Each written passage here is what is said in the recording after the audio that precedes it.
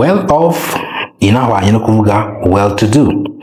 Tushobora kuvuga ngo he's from a well to do family, bivuze ngo akomoka mu muryango ukize.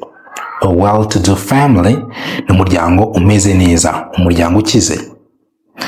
And again we say he's from a well off family. Well off family ni ukuvuga ngo nabwo ni umuryango ukize.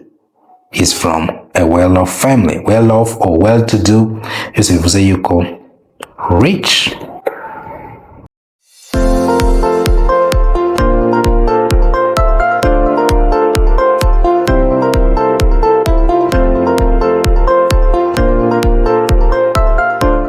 Hello, ladies and gentlemen. This is Learn English Fast and Kuri Vuba ICYONGEREZA. Today we are going to be learning these words. Tugikiwa twiga aya magambo akomoka kuri well. Turibuze kwiga well connected, twige well adjusted, well behaved, tunige well deserved. Nanone turibuze kwiga well dressed ndetse n'andi. That is the lesson of today. Ni amagambo uzakenera kwifashisha usobanura ibintu runaka, because these are adjectives.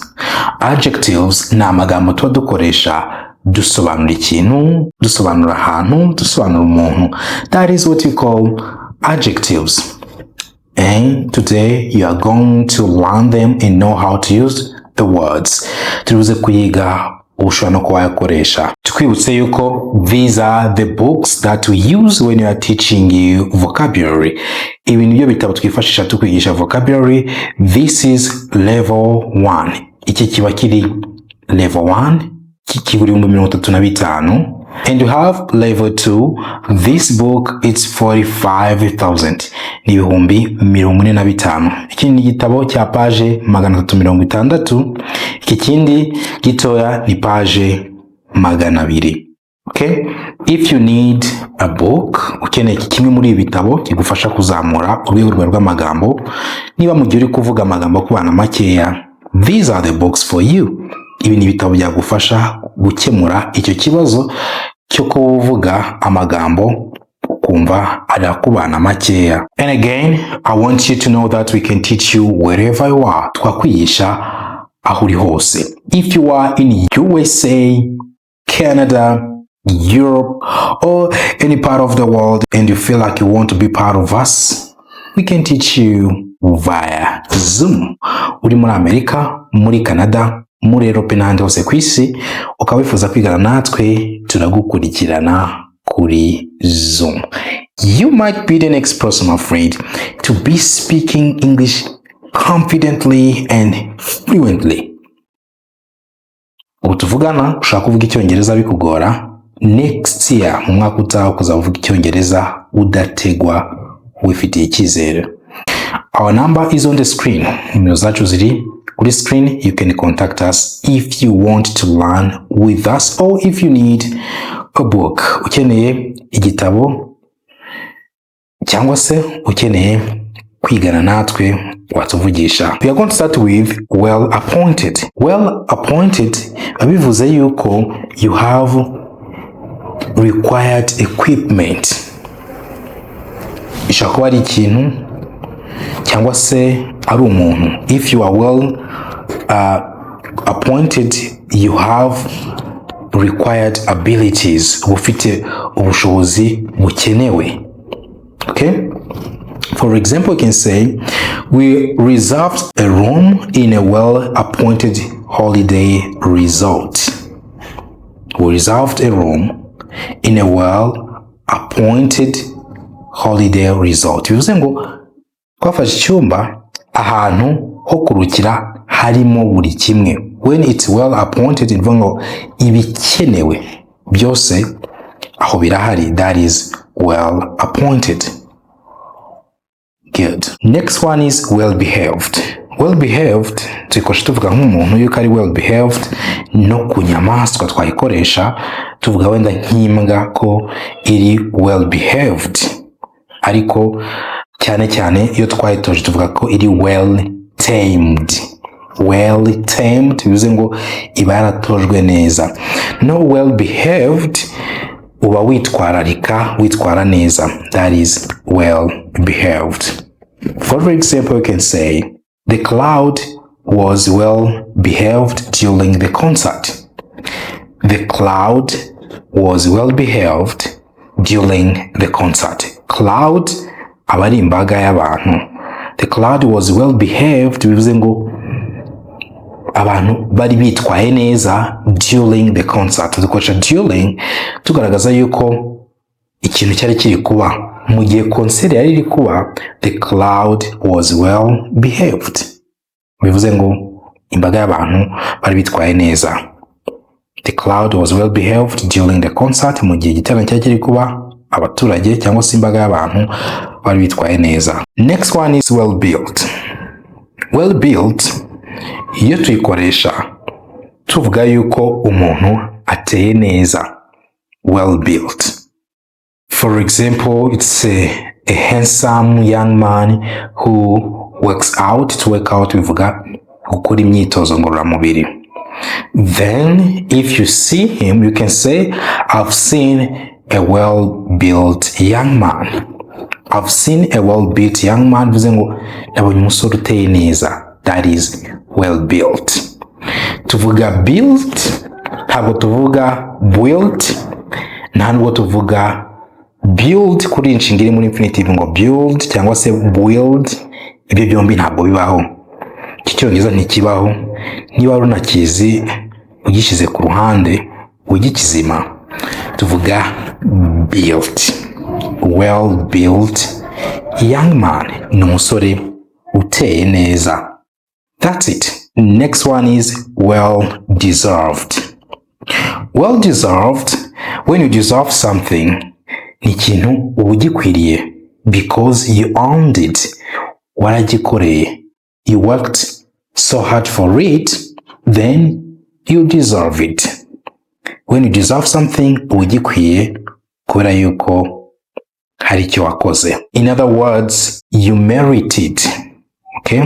You merit it. For example, we can say they treated themselves to well-deserved holiday. They treated themselves to well-deserved holiday. Bafashe akaruhuko bakwiriye. That means they had been working very hard and they decided to rest. Baramaze igihe kirekire bakora biyemeza kuruhuka. Icyo gihe turavuga ngo rero they treated themselves to a well-deserved holiday.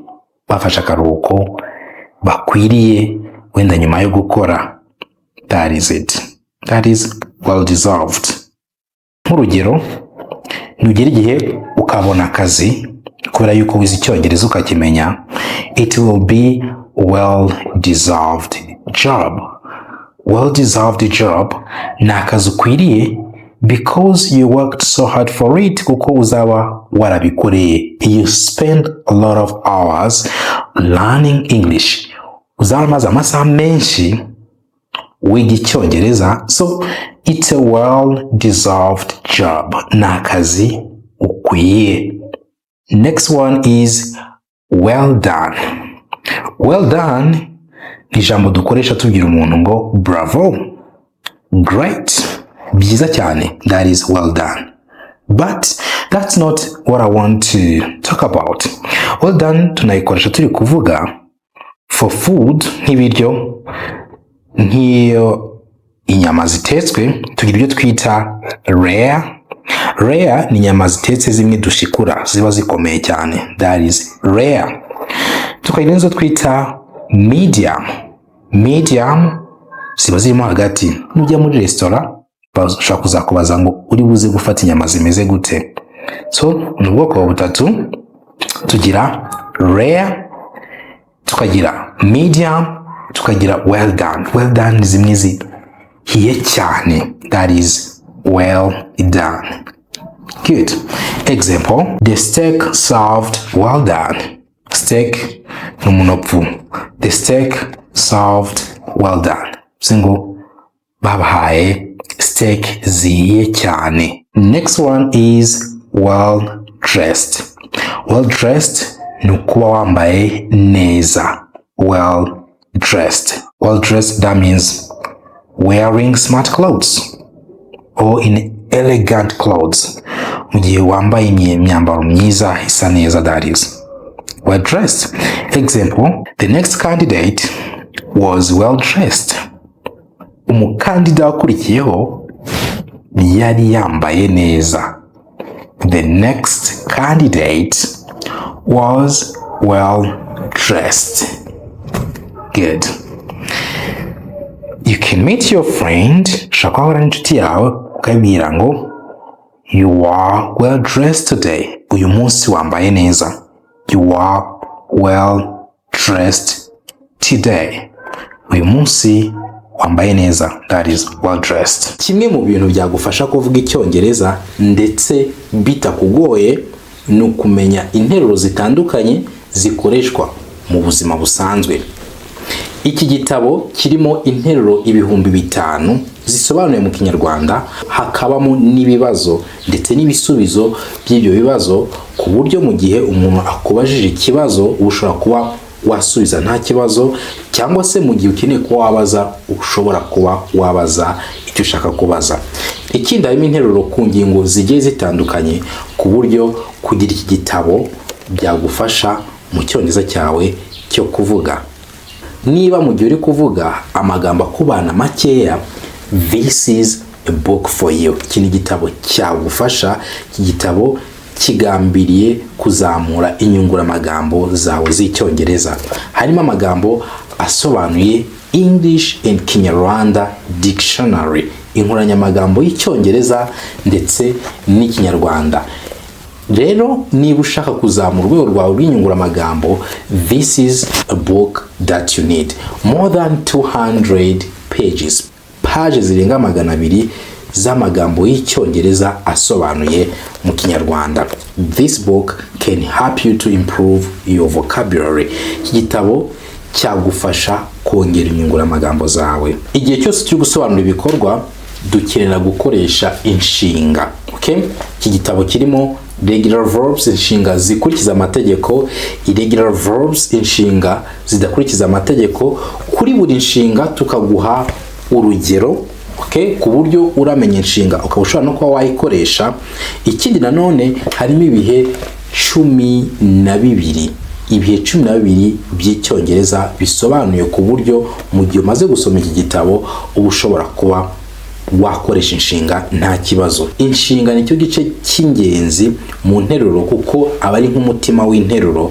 Rero mu gihe ugiye gusobanura ibikorwa ukora, ibikorwa uzakora, ibikorwa uri gukora, icyo gihe uzakenera iki gitabo kugira ngo kibe cyagufasha ukemura ibyo. If you want to work on your spoken English, niba ushaka kuzamura icyongereza cyawe cyo kuvuga, this is a dialogue book. Iki ni igitabo kirimo ibiganiro by'icyongereza ndetse bisobanuye mu Kinyarwanda. Ndetse harimo na irregular verbs, harimo phrasal verbs.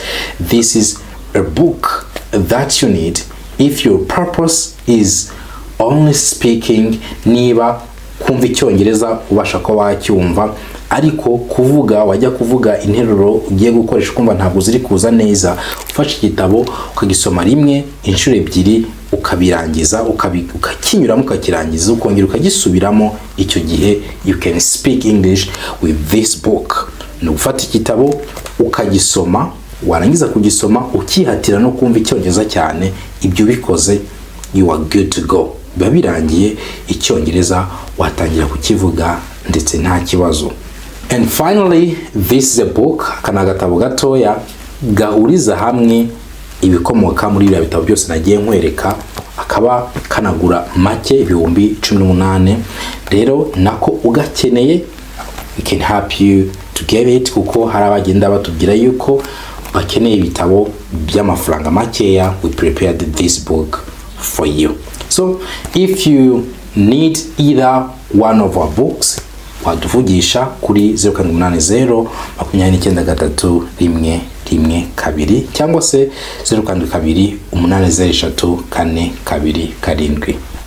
Next word is well adjusted. Well adjusted, it means mentally stable. Nukuwa mutwe umeze neza. If you're stable in your mind, you are well adjusted. Example, the child is now well adjusted. The child is now well adjusted. Bivuze ngo kuri ubu ngubu umwana ameze neza mu mutwe. Wenda hari ibintu byamuhungabanyije mu mutwe, ubu niba ameze neza, then you can say the child is well adjusted.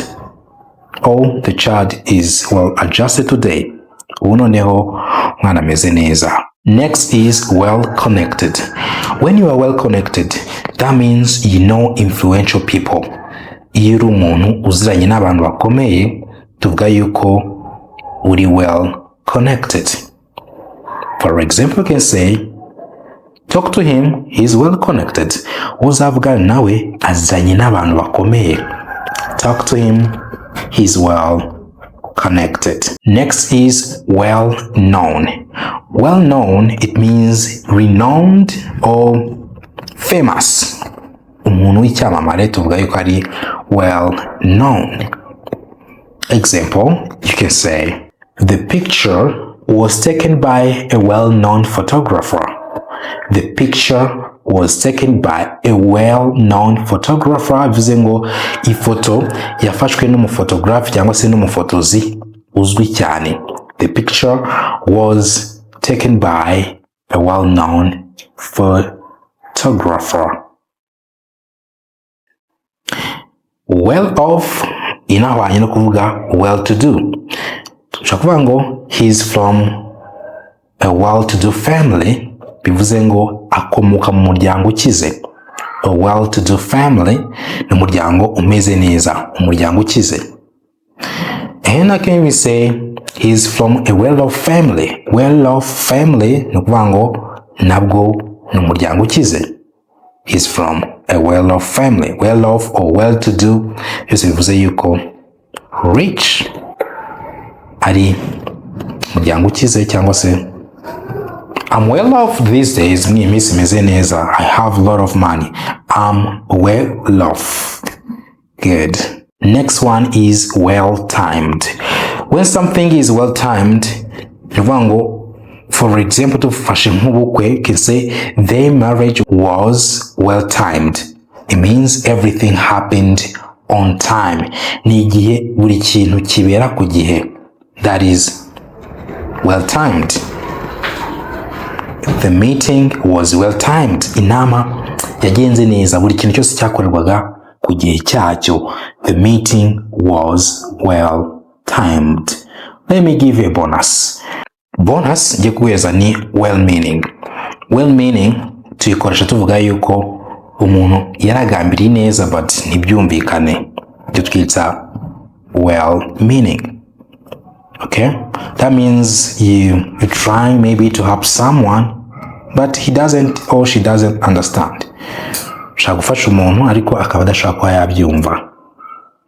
Urugero, you can say, my mother's well-meaning advice proved to be irritating. My mother's well-meaning advice proved to be irritating. Bivuze ngo inama nziza mama yashaka kungira yarambangamiye.